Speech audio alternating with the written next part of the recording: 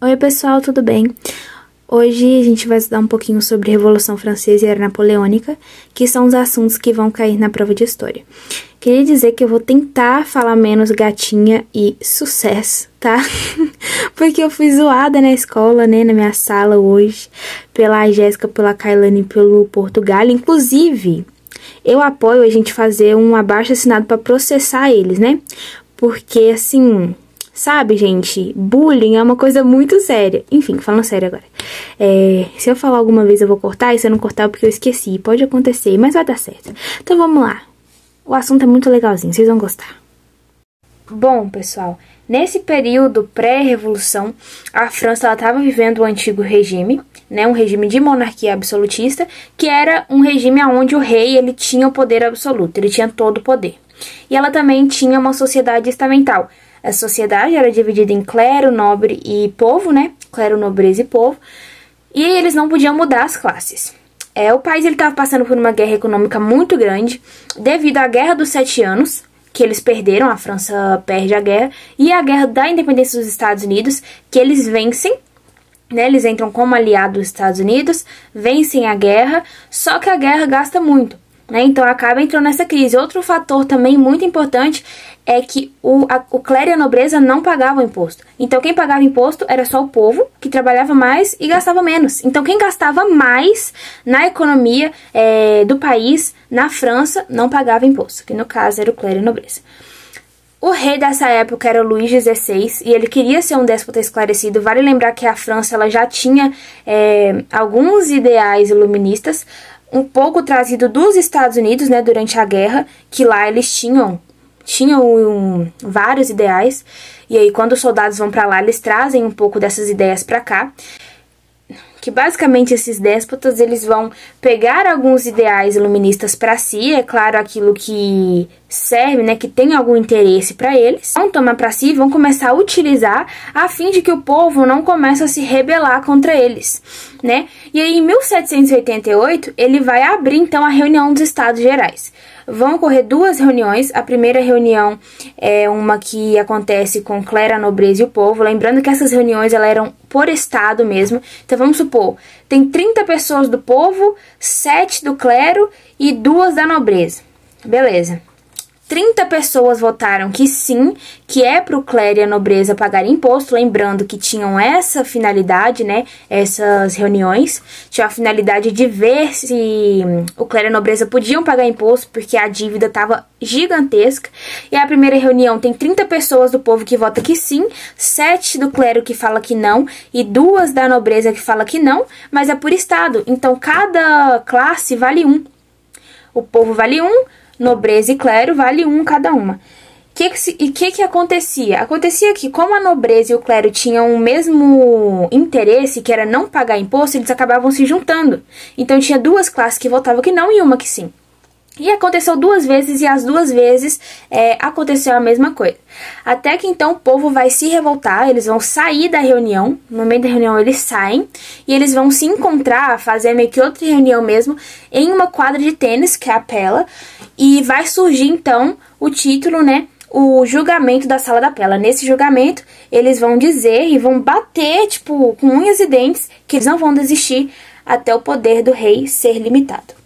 Após o juramento da Pela, então, em 89, vai surgir a Assembleia Constituinte, que era como se fosse um preparamento do terreno para a Constituição. Ainda nesse período vai acontecer o Grande Medo. É muito perigoso confundirem com o Grande Terror, tá? O período do medo, basicamente, foi o período onde o povo se rebelaram contra os nobres e afins. E aí eles faziam qualquer tipo de coisa, sei lá, botava fogo na casa, e aí os nobres acabavam saindo, correndo, com medo do que poderia acontecer, porque eles realmente estavam muito revoltados. Nesse período também vai acontecer então a queda da Bastilha, né, que a queda da Bastilha foi o marco, foi o início da Revolução. A Bastilha era uma prisão, que ela era considerada o símbolo do absolutismo. Então, a partir do momento que ela é quebrada, é como se estivessem destruindo o absolutismo junto. Nesse período vai surgir a Declaração dos Direitos do Homem e do Cidadão. Esse documento, como está falando aí no slide, ele era inspirado no iluminismo e em ideias liberais e é totalmente contra o governo. Nele vai surgir a divisão dos 3 poderes do Montesquieu, né, que é o poder executivo, legislativo e judiciário.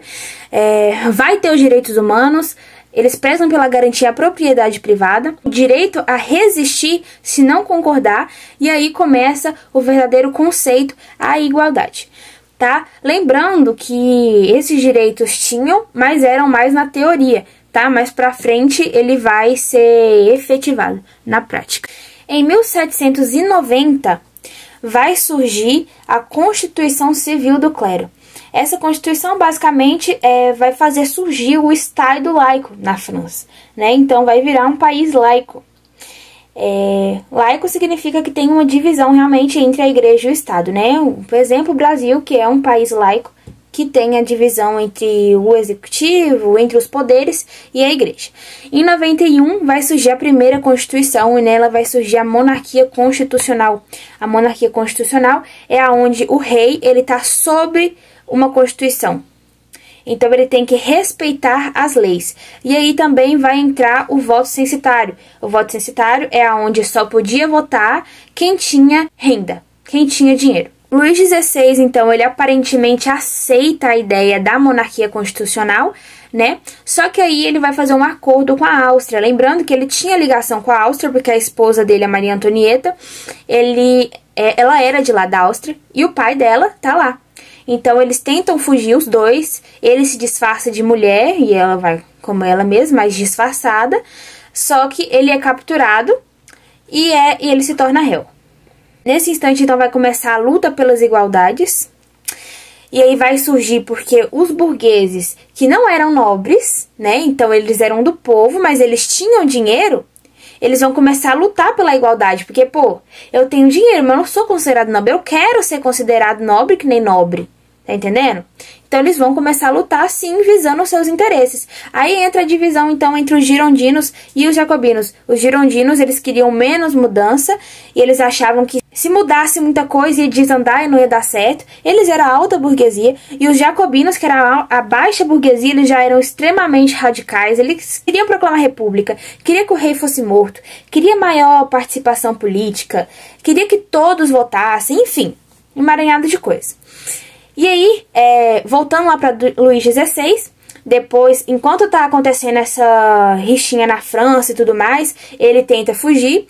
E aí vai surgir essa declaração aí que eu não vou falar, né? Que eu não sou bilíngue ainda. Mas enfim, vai surgir essa declaração que foi feita entre a Rússia e a Prússia, querendo que todas as potências europeias se juntem para ir lá para a França a fim de voltar com a monarquia, né? Ou seja, dar um fim nessa revolução, tentando acabar com a monarquia, no caso já tinha acabado, que se tornou a monarquia constitucional, mas enfim, dar um fim nisso aí, que eles estavam querendo acabar com todos os traços da monarquia e voltar com ela de uma vez por todas. Vale lembrar que a Prússia e a Áustria, eles estavam com muito medo dessa revolução, com receio principalmente de que chegasse até a Prússia e a Áustria e o povo de lá se rebelasse também. Então, em 92 vai começar o período da...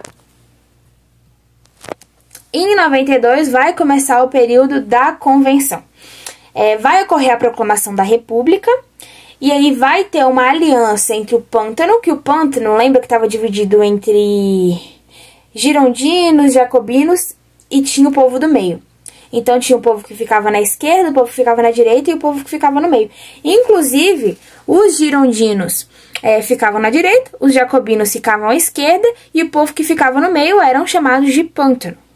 E aí vai ter uma aliança, lembrando que o Pântano é quem decide, né? Porque tinha um equilíbrio de pessoas em cada canto.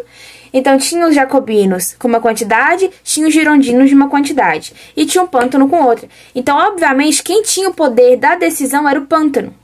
Ocorreu uma aliança entre os jacobinos e o Pântano. O rei Luís XVI ele é condenado à guilhotina e depois de um tempo a Maria Antonieta também, e os dois morrem na guilhotina. Em 93 vai acontecer a Revolta da Vendéia, não é tão importante saber sobre isso aqui, mas a Revolta da Vendéia é um momento onde os camponeses eles vão brigar por não querer ir ao serviço militar obrigatório. Nisso, os jacobinos vão assumir o poder e vão criar uma nova Constituição. Nessa nova Constituição, então, vai ter o voto universal. Lembrando que esse voto universal não significa que todos votam, né? Todos os homens votam. vai criar a lei do máximo. Essa lei do máximo era uma lei onde tinha um preço máximo para tudo. Então, por exemplo, o pão não pode passar de tal preço. Beleza. Vão abolir a escravidão também nas colônias francesas. Lembrando que na França já não tinha escravidão, mas em algumas colônias tinham. Então, os jacobinos vão abolir essa escravidão nas colônias. E aí tem o período do terror, que eu falei lá atrás, para não se confundir com o Grande Medo. Mas, basicamente, o período do terror foi liderado por Robespierre, que era o líder dos jacobinos, Maximilien Robespierre. E aí ele vai criar o Tribunal Revolucionário. Esse tribunal, ele era baseado em denúncias, então você chegava lá, denunciava quem tinha falado alguma coisa contra a Revolução e ele iria matar essas pessoas. Basicamente, por isso ficou conhecido como período do terror, porque muita gente morreu. Até jacobino, chegou uma hora que ele surtou, qualquer pessoa que falasse qualquer coisinha, seja para ajudar, qualquer coisinha, ele matava. Ele vai criar o Comitê da Salvação Nacional, né, que basicamente vai defender a França das invasões. Inclusive, nesse período aí, Napoleão vai se destacar muito. Robespierre, ele vai mudar o calendário, ele vai confiscar terras de nobres, ele vai colocar muitos empecilhos para a igreja, lembrando que a igreja e o Estado, né, já estavam divididos, mas ele criava muito empecilhos com a igreja, e ele vai criar também um culto à sabedoria e à personalidade. Graças a isso, as pessoas vão ficar muito revoltadas, e aí vão querer os girondinos no poder. Depois de um tempo, Robespierre, por conta dessa brutalidade, né, que inclusive é até considerado um ato terrorista, esse período do terror, por conta dessa brutalidade, Robespierre ele vai ser deposto à guilhotina. E por fim, então, vai ter o período do Diretório, que ele é de 93 a 99. Nesse período do Diretório, os girondinos estão no poder, né, e vai voltar com o voto censitário. Tem uma coisinha muito interessante que aconteceu em 1796, nesse período de diretório, que foi um movimento de cunho socialista. O socialismo ainda não tinha nascido, mas já ocorreu um movimento de cunho socialista. Não é importante para a prova, né? Mas é conhecimento geral. E aí, o que acontece nesse período de diretório é que vão ter 5 pessoas no poder. Então, tem 5 pessoas. Não vai dar certo isso aí. E esse período do diretório vai acabar com o golpe 18 Brumário. Vamos aprender sobre o golpe 18 Brumário agora, galera. Aí que começa. A Era Napoleônica. Napoleão, ele vai receber muito apoio do povo. Lembrando que ele se destacou muito durante o Comitê da Salvação Nacional. E nisso que ele recebe esse apoio tão grandioso, ele vai fechar a Assembleia e vai se colocar no poder. E esse momento vai ser conhecido como golpe 18 Brumário. Lembrando que o Brumário era como se fosse, sei lá, um outubro, um novembro, setembro, enfim. É porque Robespierre mudou o calendário, né, que a gente viu lá atrás. Enfim, ele vai se tornar, então, o primeiro cônsul. Esse período de governo dele, né, é se chamado consulado, né. Consulado, por isso que tem o primeiro cônsul. E aí ele dividiu em 3 cônsuls, que era como se fosse representantes. O primeiro representante, o segundo e o terceiro. Ele era o primeiro cônsul. Lembrando que ele usava muita consulta popular. Então ele fazia tudo de acordo com a permissão do povo. Então ele vai pedir para fazer e o povo vai aceitar tudo que ele fizer. Ele vai criar o Banco da França, vai criar o Código Napoleônico. É aqui no Código Napoleônico que aquelas leis que foram criadas lá no direito do homem, do cidadão, vão ser enfatizadas e vão ser realmente colocadas para agir. Então aqui vai ser criada o direito à propriedade, a liberdade, enfim, tudo vai ser colocado em prática e vai ser criado mais algumas coisas. Vai criar uma escola de professores, porque não tinha professor na França, né, basicamente não tinha professor. Ele vai criar essa escola de professores, vai começar a enviar para vários lugares de lá, vai tirar a terra da igreja e vai colocar a terra na mão de pequenos produtores. Então, com a permissão, né, com a consulta popular, em 1804, vai voltar a monarquia. Com a permissão do povo, ele próprio se coroa e se torna imperador. Aqui ele vai próprio se coroar, ele vai se autocoroar, a fim de mostrar que ele não precisa do clero. Tá entendendo? Então é como se fosse uma forma de protesto interno, de mostrar pro clero, olha, eu consigo fazer tudo sozinho, eu consigo comandar, eu consigo liderar, eu consigo governar sozinho, não preciso da ajuda de vocês. E é isso que ele faz. Em 1806, ele vai fazer um bloqueio continental com o intuito de enfraquecer a Inglaterra. Basicamente, esse bloqueio continental, ele foi um meio que ele criou para enfraquecer a economia da Inglaterra. Então, foi um bloqueio onde ele virou e falou, olha, vocês não vão mais fazer comércio com a Inglaterra até ela falir, porque ela não vai receber comércio de ninguém. E aí, beleza. Aí que entra uma tretinha muito interessante. Por quê? Porque a Espanha, ela comercializava com a Inglaterra e foi invadida.